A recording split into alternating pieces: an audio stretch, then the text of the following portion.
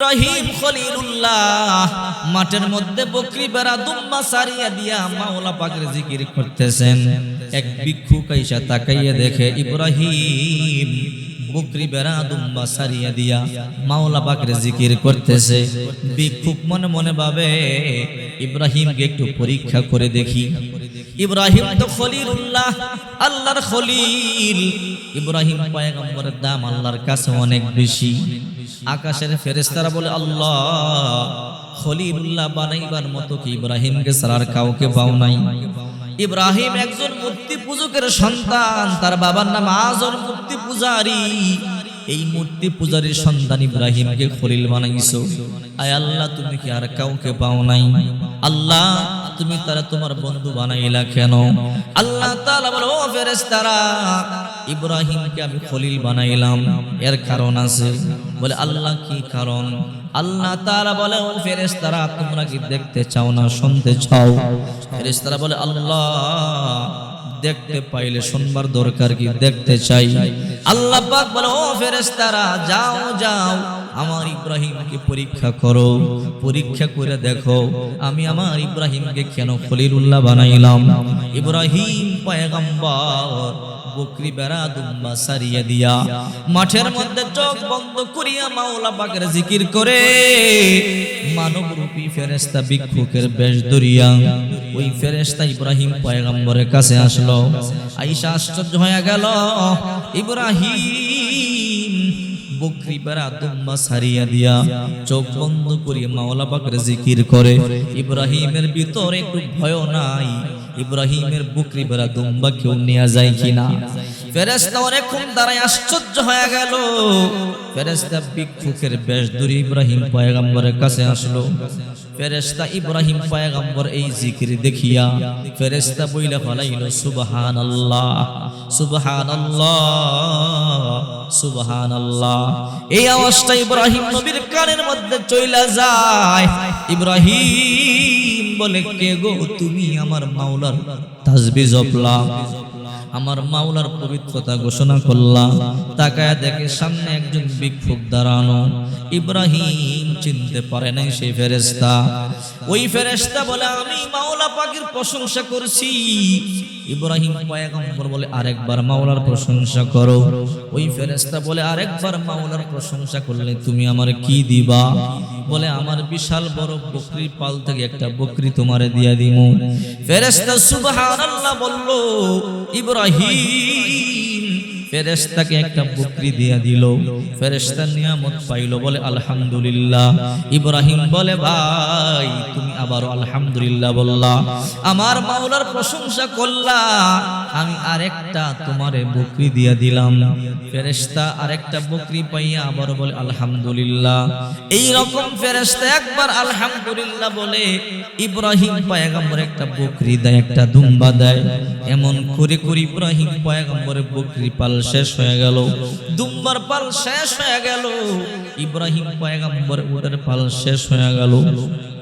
এবার ইব্রাহিম পয়গম্বর ওই মানবরূপী ফেরেশতারা চিনতে পারে নাই। বলে, ভাই আরেকবার তুমি সুবহানাল্লাহ বলো না, আরেকবার তুমি আমার মাওলার প্রশংসা করো না। মানবরূপী ফেরেশতা বলে, ভিক্ষুক বলে, ইব্রাহিম এতক্ষণ সুবহানাল্লাহ বললাম, আলহামদুলিল্লাহ বললাম, তুমি আমারে বকরি দিলা, বেড়া দিলা, দুম্বা দিলা, ওট দিলা, এখন তোমার একটা বকরিও নাই, বেড়াও নাই, দুম্বাও নাই, এখন সুবহানাল্লাহ আলহামদুলিল্লাহ বললে তুমি আমার কি দিবা? ইব্রাহিম পয়গম্বর বলে, ভাই রে সত্যি বলেছো, এখন আমার কাছে বকরিও নাই, বেড়াও নাই, দুম্বাও নাই, এগুলো দেওয়ার মতো কিছু আমার কাছে নাই, কিন্তু আমি ইব্রাহিম খলিলুল্লাহ তো এখনো জিন্দা আছি। রে ভাই, তোমার বকরি বেড়া দুম্বাগুলোকে লালন পালন করবার জন্য একটা রাখাল দরকার। আমি তোমার কথা দিতেছি, ওয়াদা দিতেছি, যদি তুমি একবার সুবহানাল্লাহ আলহামদুলিল্লাহ বলো, আমি গোটা জিন্দেগীর জন্য তোমার বকরি আর ওট দুম্বা রাখার রাখাল হয়ে যাব। ফেরেশতা আশ্চর্য হয়ে গেল। ফেরেশতা এবার তার আসল সুরত ধরিয়ে বলল, ইব্রাহিম আসলে আমি ভিক্ষুক না, আমি মানুষ না, আমি একজন ফেরেশতা। ইব্রাহিম রে, আসমানের মধ্যে শুধু তোমার গুণগান চলতেছে। আল্লাহকে বললাম, আল্লাহ খলিলুল্লাহ বানাইবার মতো ইব্রাহিমকে ছাড়ার কাউকে পাও নাই। আল্লাহ বল, ইব্রাহিমকে কেন বানাইলাম তোমরা কি জানতে চাও? বললাম হ্যাঁ। যাও যাও পরীক্ষা করো রে ইব্রাহিম, তোমাকে পরীক্ষা করবার জন্য আসলাম। আসলে তোমার উট বকরি বেড়া দুম্বা নেওয়ার জন্য আসি নাই।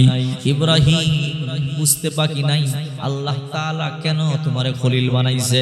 রে ইব্রাহিম, পরীক্ষায় ফার্স্ট হয়েছো, আল্লাহ তাআলা তোমার ইজ্জত বাড়ায় দিছে। ইব্রাহিম পয়গম্বর আল্লাহকে ডাক দিয়ে বলে, আল্লাহ ওয়াইদ ক্বালা ইব্রাহিম রাব্বি আরিনি কাইফা তুহিল মাউতা। ইব্রাহিম পয়গম্বর বলে, আয় আল্লাহ, মুর্দারে কেমনে জিন্দা করবা তুমি আমারে দেখাও।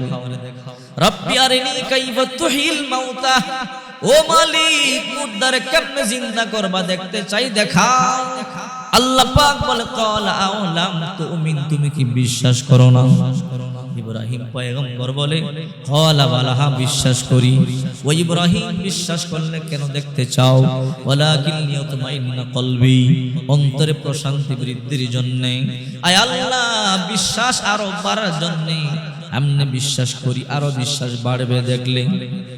আল্লাহ কো ঠিক আছে যাও। ক্বালা ফাহুজ আরবাতাম মিনাত তায়র, চারটা পাখি ধরে নিয়ে আসো। রে ইব্রাহিম, ক্বালা ফাহুজ আরবাতাম মিনাত তায়র ফাসুরহুন্না, আয়া ইব্রাহিম সুম্মা জাল আলা জাবালিন মিনহুন্না জুজআ সুম্মা দুহুন্না ইয়াতিনাকা সায়া। চারটা পাখি ধরবা, ধরিয়া চারটা পাখির পালবা, পোষ বানাইবা।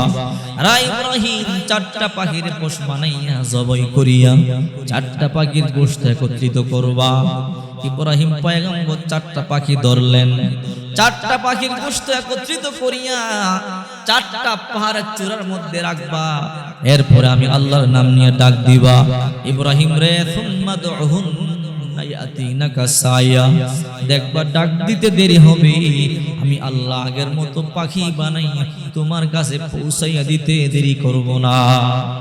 ইব্রাহিম পয়গম্বর চারটা পাখি ধরলেন, একটা কাক, একটা কবুতর, একটা মোরগ, একটা ময়ূর। চারটা পাখি ধরিয়া ইব্রাহিম পয়গম্বর এমন ভাবে লালন পালন করলেন। এবার নাম ধরিয়া ডাকলে ইব্রাহিম পয়গম্বরের কাছে চলে আসে। ইব্রাহিম নবী এগুলোকে লালন পালন করবার পরে আল্লাহকে বলে, আল্লাহ পোষ মানাইলাম, আল্লাহ তাআলাকে জবাই দাও। ইব্রাহিম নবী জবাই দিলেন, গোশতগুলোরে সুন্দর করিয়া কিমা বানাইয়া চার ভাগ করিয়া চারটা পাহাড়ে চূড়ার মধ্যে রেখে দিলেন। আল্লাহ পাক বলে, ইব্রাহিম দূর থেকে ডাক দাও। ইব্রাহিম নবী এবার ডাক দেয়, আয় কাক, আয় কবুতর, আয় মোরগ, আয় ময়ূর। ইব্রাহিম নবী ডাক দিতে দেরি, আল্লাহ তাআলা আগের মতো পাখি বানাইয়া, আগের মতো মোরগ, ময়ূর, কবুতর, মোরগ বানাইয়া আল্লাহ তাআলা ইব্রাহিম পয়গম্বরের কাছে পৌঁছাইয়া দিতে বিন্দু পরিমাণ দেরি করে নাই। এই জন্য নাস্তিক যারা কোরআন খোলো, নাস্তিকরা বলে আল্লাহ তাআলা মরার পর আবার কেমনে জিন্দা করবে? আল্লাহ তাআলা প্র্যাকটিক্যালি জিন্দা করাইয়া দেখাইয়া দিছে। এই জন্য আল্লাহকে বিশ্বাস করতে হবে। নমরুদ ইব্রাহিম পয়গম্বরে বহু জ্বালাইছে, ইব্রাহিম পয়গম্বরে আগুনের মধ্যে ফালায়া দিছে। বিশাল বড় অগ্নিকুণ্ডের মধ্যে ইব্রাহিমকে হাত পা বাঁধিয়ে ফালায়া দিছে। ইব্রাহিম পয়গম্বরের হাত পা বাঁধিয়ে যখন আগুনের মধ্যে ফালায়া দিছে, আহারে মিকাইল ফেরেশতা এসে বলে, ও ইব্রাহিম, বৃষ্টির দায়িত্ব আমার। যদি আপনি আমারে হুকুম করেন আমি বৃষ্টি দিয়ে আগুন নিবায়া দিব। ইব্রাহিম পয়গম্বর বলে, আমার আল্লাহ কি অন্ধ? না না, আল্লাহ অন্ধ না। আমার আল্লাহ সব যদি দেখেন, তোমার সাহায্য দরকার নাই, আমার আল্লাহ আমারে সাহায্য করবে। ফেরেশতা চলে গেলেন। কিছুক্ষণ পর জিবরাইল আগমন করলেন, ও ইব্রাহিম, আল্লাহর হাবিব, আল্লাহর খলিল, আপনি বললেন ডানা দিয়ে বাতাস দিয়ে আমি আগুন নিভায়া দিই। ইব্রাহিম পয়গম্বর বলে, ও জিবরাইল, আমার আল্লাহ কি দেখে না? বলে, হ্যাঁ দেখে। আল্লাহ যদি দেখে তোমার সাহায্যের দরকার নাই, আমার আল্লাহ আমারে সাহায্য করবে। ইব্রাহিম পয়গম্বর আগুনের মধ্যে পড়িয়াও কোনো চিন্তা করেন আল্লাহ আমারে বাঁচাবে। হঠাৎ করে ইব্রাহিম উপরে তাকাইয়া দেখে হাতের মধ্যে যে শিকল বাঁধা, ওই শিকলের মাথার মধ্যে দড়িয়া ইব্রাহিম পয়গম্বরের বাবা টানতেছে। তখন ইব্রাহিম পয়গম্বর সহ্য করতে পারলেন না, চোখের পানিগুলো সারিয়ে কান্না শুরু করে দিল। আল্লাহ, নমরুদ আমার হাত পা বাঁধি আগুনে ফালাইছে, আমার মনের মধ্যে কোনো দুঃখ নাই। ওগো আল্লাহ, দুনিয়াতে বাবা মা দিছো সন্তানকে বিপদ থেকে বাঁচাইবার জন্য, আজকে আমার বিপদের সময় আমি আমার মারে দেখতেই পাইলাম না। আর আমার বাবা আমার হাতে যে রশি, ওই রশি দরিয়া দরিয়া টানে। আল্লাহ, বুঝতে বাকি নাই তুমি ছাড়া আমার আপন বলতে কেউ নাই। আল্লাহ, তুমি আমারে বাঁচাও। এই কথা বলতে দেরি আল্লাহ তাআলা আগুনকে ডাক দিয়া বলে, ইয়া নারু কুনি বারদা ওয়া সালামান আলা ইব্রাহিম। আগুন, ইব্রাহিমের উপরে ঠান্ডা হয়ে যাও, আরামদায়ক হয়ে যাও। সালাম শব্দের অর্থ আরামদায়ক। এমন ঠান্ডা হয়েও না যেন ইব্রাহিম কষ্ট পায়, আবার এমন গরম থাইকো না যেন কষ্ট হয়। এমন হও যেন আমার ইব্রাহিম আরাম পায়। আল্লাহ তাআলা ডাক দিতে দেরি, মুহূর্তের মধ্যে আগুন বন্ধ হইয়া ফুলের বাগান হইতে দেরি নাই। নমরুদ আশ্চর্য হয়ে গেল, কিরে ইব্রাহিম, আগুন কবুজে জাদু করছো? ইব্রাহিম রে, আগুনও তোমারে পোড়ায় না। নমরুদ ডাক দিয়ে বলে, আগুন তোর কি শক্তি হারায় ফেললি নাকি? ইব্রাহিমকে কেন পোড়ো না? আগুন আল্লাহ জবান খুলে দাও। আল্লাহ জবান খুলে দিছে। আগুন করে নমরুদ্দা তুই আয়, তোর গোষ্ঠী শুদ্ধা জ্বালায়া দিম, পোড়ায়া দিম। কিন্তু আল্লাহর খলিল ইব্রাহিমের একটা পশম করবার ক্ষমতা আমার নাই। এবার নমরুদ কয়, ইব্রাহিম আগুন কেউ জাদু করছে বুঝছি, এমন জায়গার মধ্যে তোমারে দিমু যেই জায়গার মধ্যে জাদু কোনো কাজ হবে না। জেলখানার মধ্যে একটা বাঘ বন্দি করলো, 15 দিন পর্যন্ত বাঘরে খাউন দেয় না। বাঘ ক্ষুধার্ত, পেট পিঠের সাথে লাইগা গেছে। ওই বাঘের খাঁচার ভিতরে 15 দিন পরে ইব্রাহিম পয়গম্বরের হাত পা গুলো বাঁধিয়া ওই খাঁচার ভিতরে ফালায়া দিল। নমরুদের ইচ্ছা বাঘ ইব্রাহিম পয়গম্বরের কামরায় কামরায় সিরিয়া সিরিয়া খাবে। ইব্রাহিম নবী তাকায় দেখে বিশাল বড় বাঘ দেখা যায়। ইব্রাহিম পয়গম্বর মনে মনে ভাবলেন, বাঘে মনে হয় আমারে খেয়ে ফেলবে। ইব্রাহিম পয়গম্বর তাকায় দেখে বাঘ দ্রুত আসতেছে খাওয়ার জন্য। ইব্রাহিম বলে, আল্লাহ তুমি ছাড়া আমারে বাঁচাইবার মতো আর কেউ নাই, আল্লাহ তুমি আমারে বাঁচাও। বাঘ দৌড়ে আইসা ইব্রাহিম পয়গম্বরের সামনে আইসা স্টপ হয়ে গেল। ইব্রাহিম পয়গম্বর বলে, কিরে বাঘ, আমি বুঝতে পারলাম তুই খাওয়ার জন্য আসছিলি, কেন থাইমা গেলি, কেন খাস না, খা। বাঘ বলে, আল্লাহ আমার জবান খুইলা দাও। আল্লাহ তাআলা জবান খুইলা দিল। আল্লাহ তাআলাকে ডাক দিয়া এবার বাঘ বলে, ইব্রাহিম আল্লাহর কসম করে বলি, নমরুদ 15 দিন পর্যন্ত আমার বন্দী করে রাখলো, কোনো খাবার আমারে দেয় না, ক্ষুধার যন্ত্রণায় সহ্য করতে পারি না। আপনারা যখন দেখলাম আমি আপনারে খাবার জন্য পাগল হয়ে গেলাম, আমি আপনারে খাবো। কিন্তু আল্লাহর কসম করে বলি, আপনার কাছে আইসা দেখি আপনি সাধারণ মানুষ নয়, আপনি আল্লাহর খলিল ইব্রাহিম খলিলুল্লাহ। ও ইব্রাহিম, নমরুদ যদিও আপনারা চিনতে পারে নাই, আমি বাঘ চিনতে পেরেছি, আপনি আল্লাহর খলিল ইব্রাহিম। এই জন্য আল্লাহর যে হয়ে যায়, আল্লাহ তাআলা গোটা মাখলুকাতকে তার বানায়া দেয়। রাসূল করিম সাল্লাল্লাহু আলাইহি ওয়াসাল্লাম বলেন, তুমি যখন আল্লাহ ওয়ালা হয়ে যাইবে, গোটা দুনিয়া আল্লাহ তোমার পিছনে দিয়ে দিবে। এই জন্য নমরুদ ইব্রাহিম পয়গম্বরকে যতই চেষ্টা করেছে মারতে পারে নাই। এই জন্য যদি আপনি আল্লাহর গোলাম হয়ে যান, গোটা দুনিয়া আপনার গোলাম হয়ে যাবে। আপনি যখন আল্লাহর গোলামি করবেন, গোটা দুনিয়া আপনার গোলামি করবে।